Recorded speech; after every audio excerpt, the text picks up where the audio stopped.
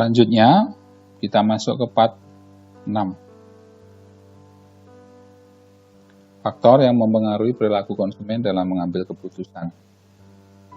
Faktor internal yang mempengaruhi perilaku konsumen dalam mengambil keputusan. 1. Motivasi. Konsumen dengan kebutuhan mendesak biasanya akan lebih cepat menentukan pembelian suatu produk atau jasa dibandingkan dengan keinginan saja. 2. Faktor ekonomi. Jika orang tersebut sedang memiliki uang yang lebih banyak, secara otomatis ia akan memilih produk berkualitas yang harganya lebih mahal. 3. Sikap adalah predisposisi, keadaan mudah yang terpengaruh untuk memberikan tanggapan terhadap rangsangan lingkungan yang dapat memulai atau membimbing tingkah laku orang tersebut. 4. Persepsi, bagaimana tindakan seseorang yang termotivasi akan dipengaruhi oleh persepsinya terhadap situasi tertentu. Persepsi dapat diartikan sebagai sebuah proses yang digunakan individu untuk memilih, mengorganisasi, dan menginterpretasi masukan informasi guna menciptakan sebuah gambaran. Faktor yang mempengaruhi perilaku konsumen dalam mengambil keputusan. 1. Faktor budaya. Mempunyai pengaruh yang paling luas dan mendalam terhadap perilaku konsumen. Contoh, anak-anak yang dibesarkan di negara barat sangat terpengaruh dengan nilai-nilai seperti prestasi, aktivitas, efisiensi, kemajuan, kenikmatan materi, individu, kebebasan, dan humanisme. 2. Faktor sosial. Dibagi menjadi 1. Kelompok acuan. Dalam perilaku pembelian konsumen dapat diartikan sebagai kelompok yang dapat memberikan pengaruh secara langsung atau tidak langsung terhadap sikap atau perilaku seseorang tersebut dalam pengambilan keputusan. 2. Keluarga dibedakan menjadi 2 bagian.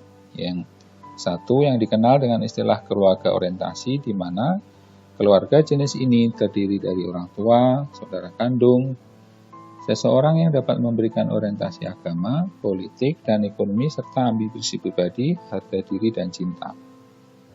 2. Keluarga yang terdiri dari pasangan dan jumlah anak yang dimiliki seseorang. Keluarga jenis ini biasa dengan keluarga prokreasi. 3. Atau C. Peran dan status semakin tinggi peran seseorang di dalam sebuah organisasi, maka semakin tinggi pula status mereka dalam organisasi tersebut dan secara langsung dapat berdampak pada perilaku pembelinya. Pribadi. Keputusan pembelian dipengaruhi oleh karakteristik pribadi, usia, pekerjaan, keadaan ekonomi, gaya hidup, serta kepribadian dan konsep diri pembeli. Usia dan siklus hidup keluarga. Orang membeli barang dan jasa yang berbeda-beda sepanjang hidupnya, yang dimana setiap kegiatan konsumsi ini dipengaruhi oleh siklus hidup keluarga. Pekerjaan dan lingkungan ekonomi. Pekerjaan dan lingkungan ekonomi seseorang dapat memengaruhi pola konsumsi. Selain itu, biasanya pemilihan produk juga dilakukan berdasarkan oleh keadaan ekonomi seseorang, seperti besaran penghasilan yang dimiliki, sikap belanja atau menabung. Gaya hidup. Gaya hidup dapat diartikan sebagai sebuah pola hidup seseorang yang terungkap dalam aktivitas, minat, dan opini yang terbentuk melalui sebuah kelas sosial dan pekerjaan. Kepribadian. Kepribadian dapat menjadi variabel yang sangat berguna dalam menganalisis pilihan merek konsumen. Hal ini disebabkan karena beberapa kalangan konsumen akan memilih merek yang cocok dengan kepribadiannya. 4. Faktor psikologis. Faktor ini dapat mempengaruhi keputusan pembelian konsumen adalah faktor posisi yang 1. Motivasi.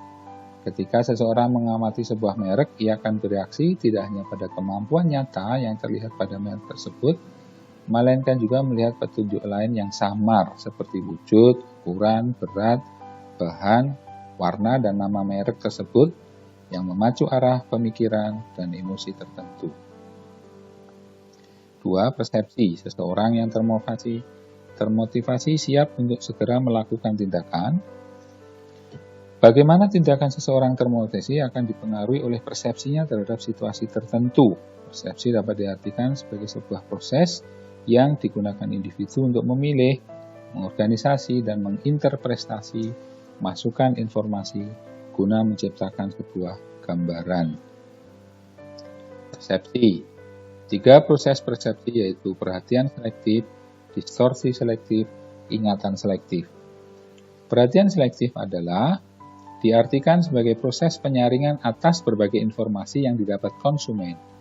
Contoh, orang cenderung akan memperhatikan iklan yang menawarkan potongan dan bonus besar, 100.000 misalnya, ketimbang iklan komputer yang hanya memberikan bonus potongan 50.000. Distorsi selektif adalah kecenderungan orang untuk mengubah informasi menjadi bermakna pribadi dan menginterpretasikan informasi yang didapat dengan cara yang akan mendukung konsumsi konsumen. Ingatan selektif cenderung akan mengingat hal-hal yang baik yang disebutkan tentang produk yang kita sukai dan melupakan hal-hal yang disebutkan tentang produk yang bersaing. Demikian pembahasan materi bab 5 tentang harga keseimbangan pasar ekonomi. Kita akan lanjutkan dalam pembahasan bab-bab berikutnya.